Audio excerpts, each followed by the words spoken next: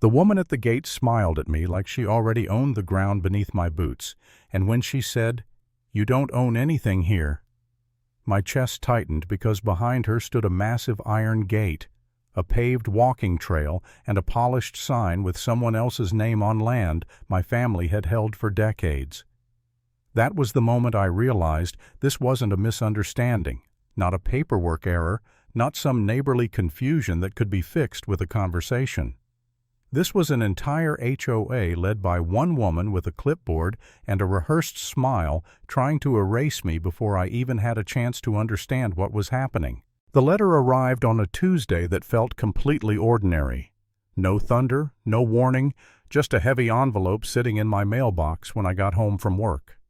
Thick paper legal letterhead, the kind that makes your hands pause before opening it. I set it on the kitchen counter next to a mug of coffee that had already gone cold and stared at my name printed neatly on the front.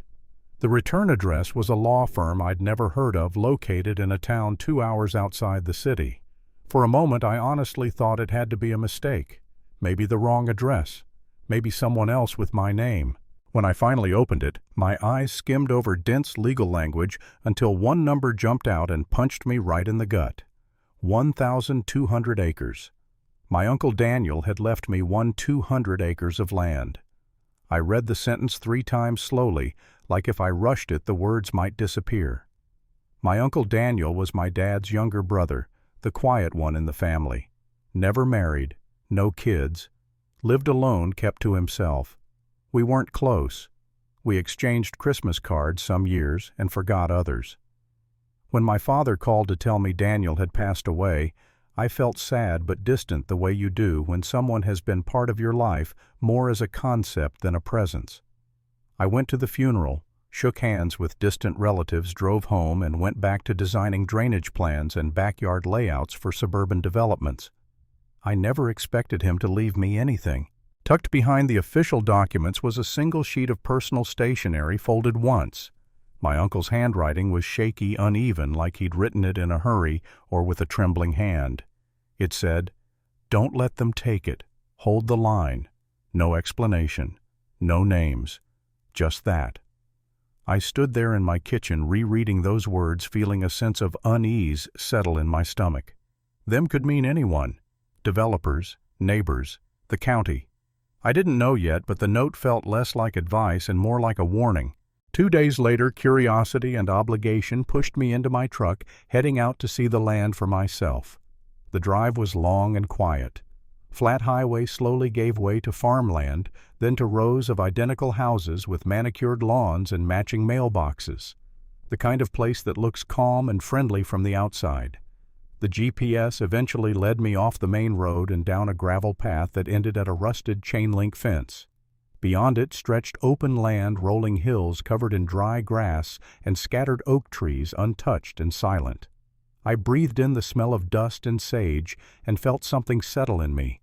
I could see why my uncle had loved this place. Then I walked along the fence and saw it. A gate. Not a temporary one. Not something makeshift. A wide, decorative iron gate flanked by stone pillars freshly maintained. Beyond it a paved walking trail cut cleanly through land that should have been wild. A large sign mounted proudly on the stone read, "Riverside Meadows Community Trail. A safe space for families." I just stood there staring, trying to make sense of what I was seeing. This wasn't subtle. This wasn't accidental. Someone had built permanent infrastructure on land that didn't belong to them, and they'd done it with enough confidence to put their name on it. I heard footsteps behind me and turned. She walked toward me from the subdivision side heels clicking against the pavement, posture straight, expression calm. Navy blazer slacks hair pulled into a tight bun. A leather clipboard tucked under her arm like it was part of her body. She stopped a few feet away and smiled. Not warm, not curious, controlled. "You must be the new owner," she said. "I'm Greta Caldwell, president of the Riverside Meadows Homeowners Association. We need to talk." I asked her why there was a gate and a trail on my property. She didn't hesitate. She told me the community had been using that land for over 15 years, maintaining it, improving it, making it safe for families. She said under state law that gave the HOA a legal claim through adverse possession. She said it like she was explaining a library rule. Calm, polite, final. Then she added, "Your uncle refused to accept reality. I'm hoping you'll be more reasonable." She handed me a map. It looked official, professionally printed, but the boundaries were wrong. My land had been redrawn, neatly carved up and labeled as community space. When I pointed that out, her smile tightened just a fraction. She tilted her head and told me I was new to the area, that I didn't understand how things worked here. She said the HOA had legal counsel, local influence, and the backing of over 300 families who depended on that trail. "You're one person," she said. "Think carefully about what you're doing." I refused to sign anything. I told her I needed to review everything with my attorney. Right there in front of me, she pulled out her phone and made a call. "He's not cooperating," she said quietly. "We need to move up the timeline." When she hung up, the polite mask was gone.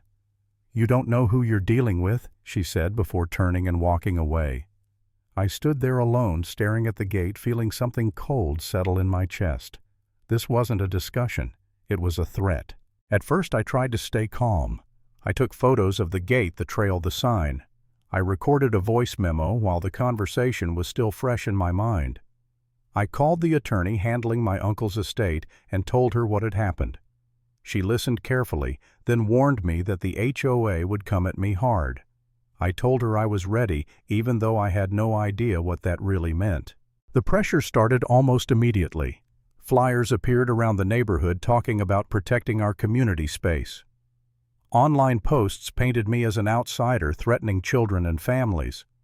An emergency HOA meeting was announced, and when I walked into that room, it felt like stepping into a courtroom where the verdict had already been decided.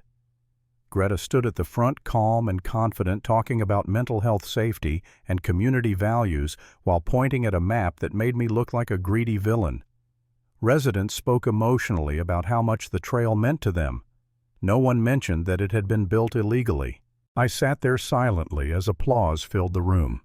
I wanted to stand up and explain about my uncle's letters, the surveys, the deeds, but I could feel it wouldn't matter. Facts didn't compete well with outrage. After the meeting, a woman looked at me and said quietly, "I hope you're proud of yourself." That night I found my truck keyed, a deep scratch running along the door. I stood under the streetlight staring at it, anger and doubt twisting together in my stomach. That was when I almost gave up. Sitting alone at my kitchen table, my uncle's note in front of me, I wondered if maybe I was wrong. If maybe one person shouldn't stand against an entire community. If maybe it would be easier to sign something, take some money, and walk away. I felt small, tired, isolated. But then I started reading through my uncle's records. Every letter he'd sent, every response he'd received. He had objected in writing repeatedly. He had documented everything quietly and patiently, like he knew someone would need it one day. My lawyer explained that adverse possession only works if the owner doesn't object. My uncle had. The HOA's claim wasn't just weak, it was broken. So instead of giving up, I got methodical. I documented everything: photos, screenshots, dates, times. I installed cameras along the fence line. I kept a daily log. It wasn't dramatic. It was exhausting, but it was something I could control. Then cracks started to form. An older man approached me one afternoon and told me he'd known my uncle. He remembered when the trail was built how the HOA never asked permission. He agreed to give a statement. And then the real turning point came in the form of an email from someone inside the HOA. Iris, the board secretary. She asked to meet. She looked nervous when we sat down, hands wrapped around her coffee. She told me she'd been keeping original meeting minutes and comparing them to the versions Greta filed. Votes changed. Dissent erased. Money spent without approval. She slid a folder across the table, and as I flipped through it, my hands started to shake. This wasn't just overreach. It was fraud. When those documents were filed, everything changed. Neighbors started asking questions. A local paper picked up the story. Another HOA meeting was called, and this time the room felt different. People weren't united anymore. They were angry, confused, demanding answers. When Iris stood up and told the truth, the room erupted. Greta tried to deflect, to blame misunderstandings, to point at me again, but it didn't work. The power she'd wielded so confidently collapsed right in front of everyone. She walked out without another word. The board voted to remove her. The HOA withdrew their claims, agreed to remove the gate and trail, and formally acknowledged my ownership. When the crew came to dismantle the gate, I stood there watching iron and stone lifted away piece by piece. I didn't feel victorious. I felt quiet, grounded, like something heavy had finally been set down. I went back to my uncle's note one last time.